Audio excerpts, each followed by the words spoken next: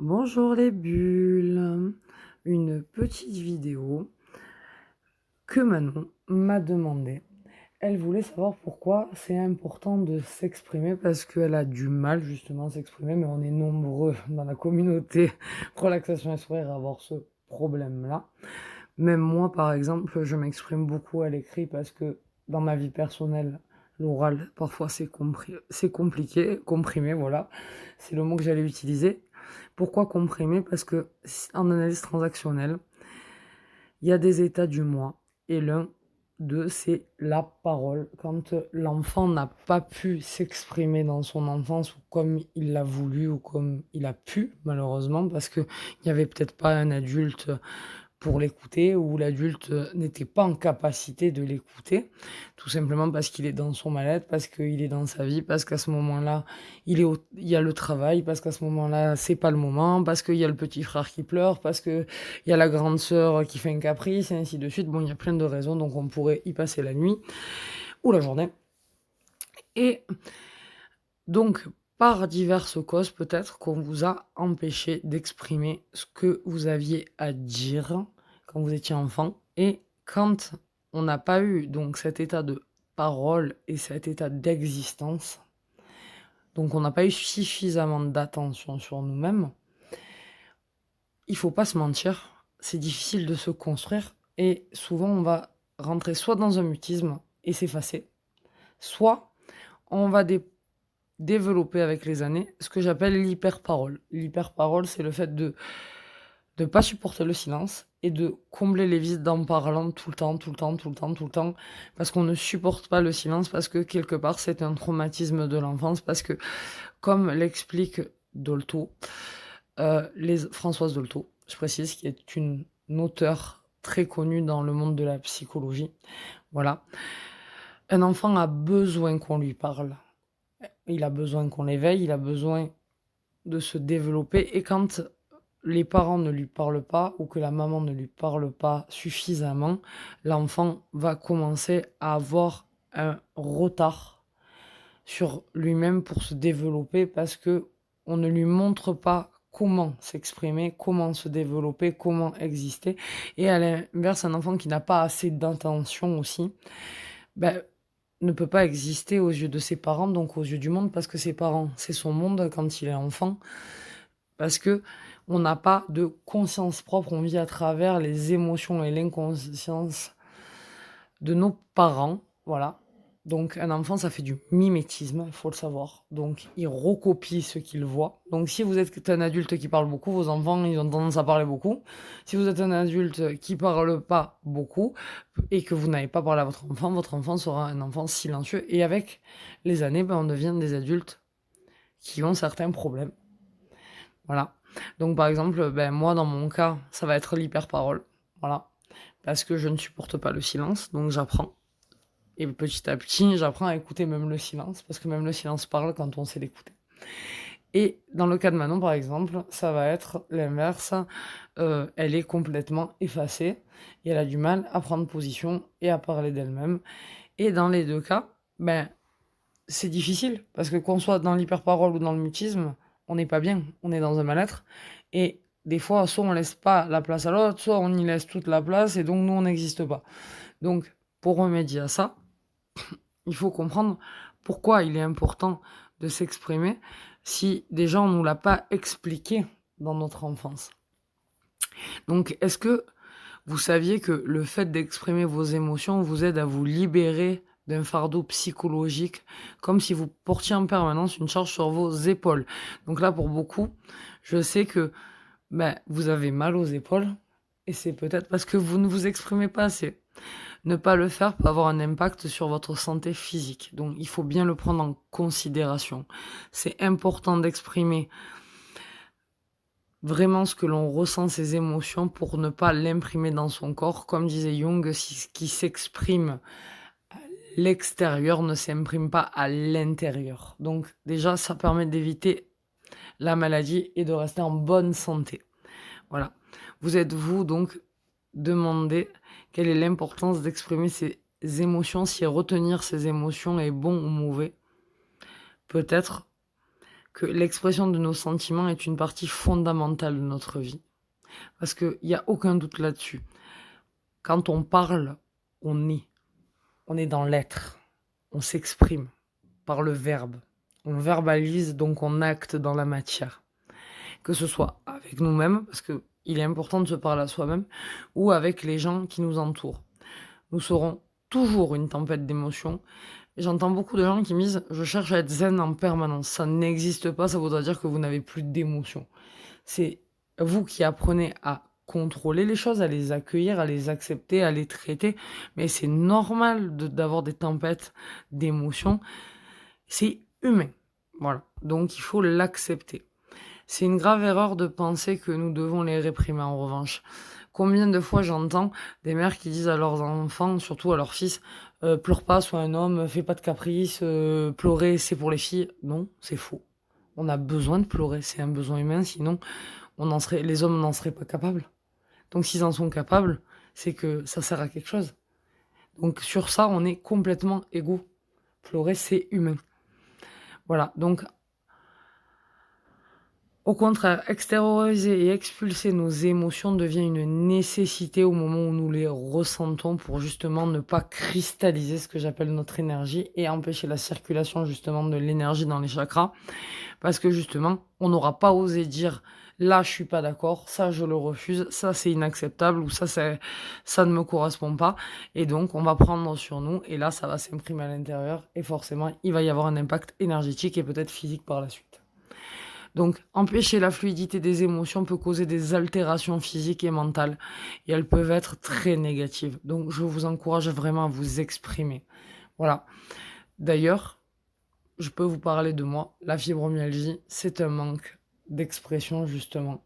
Parce qu'on devient dur avec soi-même, parce qu'on se pose des barrières, parce qu'on a moins de souplesse, parce que justement, on a eu une enfant plus jeune, on a eu une pression constante sur nous et où justement on ne pouvait pas s'exprimer parce que la personne essaye de dominer et donc on finit par être dur nous-mêmes avec nous.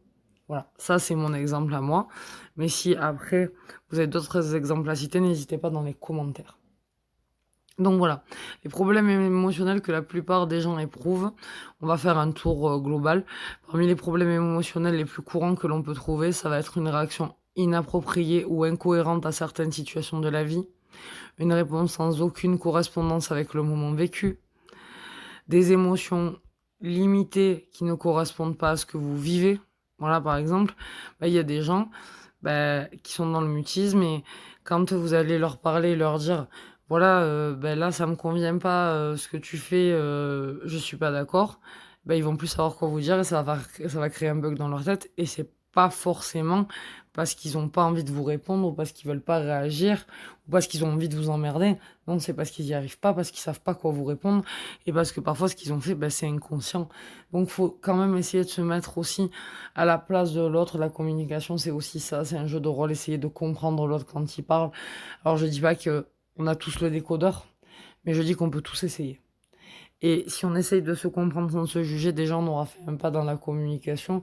Et après, il faut encourager l'autre. Si vous avez quelqu'un à côté de vous qui ne parle pas assez, essayez de le mettre en avant, essayez de lui faire prendre confiance en lui, essayez de le comprendre déjà pour commencer et ensuite de le guider vers la parole en lui donnant vos conseils parce que ça sera les vôtres et peut-être que ça correspondra pas à la personne, mais au moins vous aurez essayé. Voilà. Et si c'est votre cas à vous, il va falloir vraiment peut-être essayer de faire un effort avec vous-même, d'abord en vous parlant à vous-même et ensuite ou en vous écrivant. Donc je vais revenir à l'écriture, mais l'écriture c'est une façon de se parler aussi. Voilà, mais ça peut être le chant aussi, ça peut passer par le chant, ça peut passer par plein d'autres choses. Voilà, mais d'essayer vraiment de mettre un maximum de communication. Si vous savez que vous avez du mal justement à parler de vous, je vais vous répondre, c'est pas grave. Si vous n'avez pas assez de vocabulaire, si vous n'avez pas assez... si vous avez trop par contre, si vous avez trop de peur, je vais vous dire, parlez avec votre cœur. Dans tous les cas, parlez avec votre cœur. Ça sortira peut-être dans le désordre, mais ça sortira au moins. Et après, ben, comme je dis toujours, on met tout sur la table, on jette toutes les cartes, et après on les remet dans l'ordre, et c'est comme ça qu'on arrive à se comprendre. Et il faut pas oublier que entre ce qu'on pense, ce qu'on voudrait dire, ce qu'on dit et ce que l'autre comprend, il y a 4 sphères. Donc, c'est compliqué de communiquer. Donc, soyez sympa avec vous, parce que parfois, ben, ça va être de votre ressort et c'est vous qui vous exprimez mal, mais des fois, c'est l'autre qui ne comprend pas ce que vous lui dites aussi. Et ou alors, l'autre n'est pas prêt à vous entendre aussi, c'est possible aussi. Donc, il y a beaucoup de sphères là à travailler. Donc, chaque personne, d'ailleurs, c'est ce que dit l'analyse transactionnelle, ce qui est bon pour X ne va pas être bon pour Y. Donc là, c'est chacun son individualisme parce que chacun son histoire. Donc, moi, là, je vous donne que des clés générales. Mais après, c'est à vous de venir en séance le travailler parce que je ne peux pas donner 1000 exemples dans une vidéo. Voilà, je vous cite les plus gros, voilà. Mais en général, voilà, on va retrouver donc soit l'hyperparole, soit justement le mutisme, soit peut-être quelqu'un qui est dans l'automutilation, si c'est possible, dans l'auto-sabotage. Voilà, quand on n'a pas exprimé, quand on n'a pas l'autorisation, quand on se le permet pas ou quand on n'y arrive pas tout simplement, ben, ça peut donner ce genre aussi de réponse parce que ben, c'est une forme d'expression, peut-être hard, mais pour certains, c'est la seule qui existe à ce moment-là. Et c'est pour ça que ben, je vais vous encourager, par exemple, à faire de la peinture, à vous écrire, à chanter, à parler à quelqu'un de confiance ou à aller en thérapie. Mais voilà, exprimez-vous parce que c'est pour un bien-être et psychologique et physique. Voilà, parce que c'est un état essentiel du moi. Voilà. Donc, ensuite, l'expression des émotions est une partie très importante de l'intelligence émotionnelle. Nous savons ce terme parce qu'il a été popularisé, par Daniel Goleman. Il exprime une vérité universelle. Sachant cela, vous devez être capable d'apprendre à vous exprimer émotionnellement et l'empathie est un élément fondamental. En libérant les émotions, vous vous sentirez plus libre, surtout si elles sont négatives. Et ce processus de libération des émotions négatives est ce qu'on appelle la catharsis. Donc ça, c'est un mot du jargon.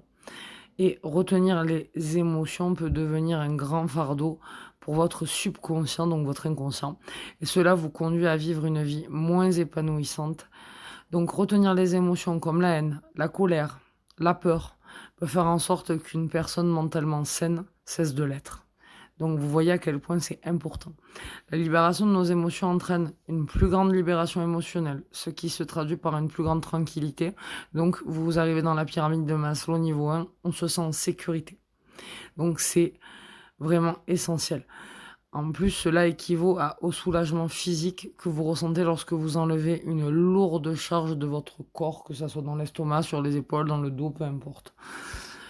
Le résultat est de favoriser votre état émotionnel et votre bien-être. Mais l'expression des émotions est quelque chose qu'il faut apprendre à canaliser et à gérer pour être dans la communication dite positive et non dans le reproche de l'autre. Voilà, par exemple, au lieu de dire à quelqu'un « je te reproche cela », dites « là, tu m'as blessé ». Parce que ça n'a pas du tout la même forme. Donc oui, communiquer, ça s'apprend. Voilà, c'est pas inné. Cela vous aidera à communiquer au quotidien parce que si vous réalisez que c'est pas naturel de parler si on ne nous l'apprend pas, déjà vous aurez fait un grand pas si vous l'acceptez. Parce que si on ne vous a pas appris à communiquer, votre cerveau, lui, il l'a pas ancré. Il a ancré que de pas parler, c'est normal. Voilà. C'est ce que explique Dolto, justement. On a fait des expériences, justement, sur des orphelins. Et ces orphelins qui, par exemple, refusaient de se nourrir, refusaient de s'éveiller, étaient toujours dans un mal-être, ne faisaient que pleurer ces bébés-là, il suffisait, par exemple, de leur parler, de les rassurer, mais même pas longtemps, 5 minutes, 10 minutes, et de leur dire: «Je suis là. Regarde, tu n'es pas seul, tu n'as pas de raison de pleurer. Je comprends ta souffrance, je t'entends». On a vu avec le temps que ça calmait énormément les enfants et que ces enfants qui étaient en détresse repassaient dans le cycle de vie. Donc voilà, parce que votre cerveau et vos émotions vous aident à fixer la façon dont vous prenez connaissance du monde, ce que vous décidez de savoir et comment vous l'expliquez. L'être humain est un être émotionnel, encore plus que rationnel. Alors il s'agit d'abord, parce que il s'agit d'abord de comprendre que on a souvent tendance à agir d'abord et à penser ensuite. Combien de fois on se dit: «Mon Dieu, si j'avais réfléchi avant, j'aurais pas fait ça». Eh ben oui, mais non. C'est l'instinct primaire en fait, c'est, l'action et après la réflexion. Et ça s'apprend d'avoir la réflexion avant l'action. Mais pour ça, il faut le travailler. Et c'est pour, en général, 80 des gens et c'est pour tout le monde, d'accord? Voilà. Donc ne vous critiquez pas, ne vous descendez pas. Vous êtes humain au final, juste. Et vous apprenez à vivre avec votre humanité, avec votre essentiel. Donc la grande majorité des actions humaines est basée sur des émotions, que ce soit l'amour, le rejet ou l'indifférence, la raison principale de nos actions. Voilà, c'est toujours une émotion qui va guider une action en général. Donc, il est donc fondamental pour votre santé psychologique de pouvoir les exprimer. Parce que au plus vous allez accumuler des couches, au plus ça sera difficile. Et au moment de les sortir, ça prendra encore plus de temps et ça fera encore plus mal. Alors que si on en parle pof de suite, on règle le problème de suite, on casse la souffrance d'entrée de jeu. Elle peut pas rentrer justement dans le jeu parce que on dit je refuse la souffrance là. Ce que tu me dis, moi, je n'en veux pas, je l'accepte pas. Je te le rends, je te le laisse parce que là, tu me blesses. Et personnellement, moi, je veux du positif. Donc, je te laisse ton négatif, je ne rentre pas dans le jugement, je ne te renvoie pas du négatif non plus, mais mon positif c'est le mien, ton positif c'est le tien, et si on n'est pas d'accord, la terre est assez grande pour qu'on ne se croise pas. Voilà, vous devez prendre conscience aussi des sentiments des autres. Il n'y a pas que les vôtres qui entrent en jeu dans la communication, parce que l'autre aussi a des sentiments. Quand par exemple vous allez lui parler, parfois vous allez le blesser, vous vous en rendrez pas compte vous non plus. Et à un moment donné, c'est à vous de faire attention et de ressentir la personne que vous avez en face de vous énergétiquement. Est-ce qu'elle est prête à entendre ce que vous avez à dire? Est-ce que vous allez pas trop la secouer? Est-ce que vous allez la faire avancer et non pas lui faire du mal quand vous allez dire certaines choses? Voilà, il y a des choses qui prennent leur temps. Il y a un rythme pour toute chose. Et si même vous avez raté ce temps, vous êtes encore à temps de rattraper ce temps. Donc, c'est juste une question de volonté. Voilà. Donc, à un moment donné, il est important, vraiment, de rentrer dans la capacité d'exprimer aussi vos idées, vos préoccupations ou vos convictions d'une manière claire, franche, respectueuse et sereine. Pas besoin d'attaquer les autres, pas besoin que vos émotions vous submergent. Vous pouvez très bien dire je le refuse en étant calme. Je le refuse. Mais je suis calme, je m'énerve pas. Pas la peine, parce que je vais dégager une énergie qui est en trop, qui va pas me faire du bien, qui va me faire du mal. Et qui au final ne touchera peut-être même pas l'autre, mais qui va juste me toucher à moi. Donc je perds mon temps. Voilà. Donc on rentre vraiment dans la communication positive. Le développement de cette capacité est extrêmement important pour votre santé physique et mentale, je le répète. Voilà. Parce que d'être dans la communication positive vous permet d'exprimer vos émotions au fur et à mesure qu'elles surgissent, qu'elles soient négatives ou positives. Mais il n'y aura pas de reproche, c'est juste un état de fait que vous ressentez, que vous sortez, que vous mettez sur la table ou dans votre livre, comme vous préférez, voilà. Ou simplement que vous offrez à l'autre. Et c'est leur donner une vraie importance parce que vos émotions sont importantes. Vous ne ressentez rien pour rien, il faut bien le comprendre. Voilà. Ensuite, s'exprimer en positif et vraiment dans le calme, ça vous donne la capacité de les exprimer correctement, sans agression, sans cri, même si elles sont très négatives. Du coup, ça passera beaucoup mieux parce que vous gardez un ton linéaire, parce que vous n'y mettez pas trop d'émotions, et l'autre peut aussi avoir sa place dans la discussion. N'oubliez pas que c'est un échange, donc il faut un espace pour l'un et un espace pour l'autre. Voilà. Et à vous de bien laisser l'espace à l'autre et que l'autre vous laisse votre espace. Voilà. Et si l'autre vous empêche par contre de communiquer, c'est à vous de mettre un stop. Voilà. Ce qui est bon dans tout cela, c'est que la libération des émotions vous sauve de nombreuses souffrances futures. Donc dites-vous que, OK, là c'est un effort, mais c'est bénéfique pour demain. Voilà. Parce que ça évite, comme je le dis, le risque de maladie. La répression des émotions peut affecter le fonctionnement de certains organes. Par exemple, la détérioration des troubles de l'estomac et du foie, comme les ulcères, peut être associée à cela. Ça, c'est du décodage biologique, ce que je pratique en séance. Voilà, les sentiments tristes peuvent affecter les poumons. Une peur excessive, par contre, peut affecter les reins et la vessie.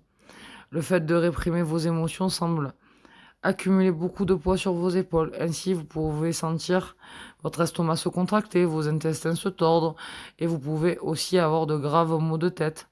En outre, vous pouvez commencer à souffrir d'insomnie, de dépression et de nombreux autres troubles physiques et mentaux. Voilà. On peut avoir aussi mal au dos parce qu'on en porte trop. Et ainsi de suite. Avec tout ce dont nous avons parlé, nous pouvons voir la véritable importance d'exprimer nos émotions. Donc, il est temps de passer maintenant à l'action. Ce n'est pas seulement votre esprit qui va en bénéficier, mais votre corps tout entier et votre énergie. Bien sûr, en vous exprimant, vous ne devez pas non plus piétiner qui que ce soit. C'est pas l'idée, c'est pas le but de la vidéo. Le but de la vidéo, c'est de comprendre que chacun a son espace, chacun a son avis, chacun vit sa vie, et que vous ne devez pas être écrasé, mais vous ne devez pas écraser les autres. C'est à vous de trouver l'équilibre en vous exprimant. Voilà, il s'agit d'être capable d'exprimer vos émotions d'une manière positive, de dire ce que vous pensez et ressentez sans affecter l'autre personne. C'est là que réside le secret et l'importance d'exprimer vos émotions, nos émotions, parce que moi aussi j'en ai, ne croyez pas. Comme je le dis toujours, je ne suis qu'une humaine et un émetteur. Voilà. Donc, je pense que je vous ai donné pas mal de clés pour comprendre pourquoi il est important de s'exprimer. Et la prochaine fois, maintenant qu'on a vu le pourquoi, on cherchera le comment dans une prochaine vidéo. Voilà. Donc pour une séance d'analyse transactionnelle, n'hésitez pas à me contacter. Gladys Deneuve sur Facebook, Gladys Deneuve sur Google My Business, sur YouTube. D'ailleurs, n'hésitez pas à liker la vidéo, à partager, à faire grandir la communauté. On active la petite cloche, ding ding ding, comme ça à chaque fois que je fais une vidéo, vous avez la notif. Et puis comme ça permet de donner de la valeur à mon travail, donc je vous remercie d'avance. Voilà, relaxation et sourire aussi sur Facebook. Voilà, cherchez-moi, vous me trouverez dans tous les cas. Je vous fais des gros bisous les bulles et je vous souhaite la paix à l'intérieur ainsi qu'à l'extérieur. Que la lumière soit avec vous, en vous et autour de vous. Je vous embrasse et je crois en vous, donc exprimez-vous, peu importe la manière. Croyez en vous, vous avez de la valeur, vous êtes unique. Je finis sur cette phrase. À bientôt, bye bye.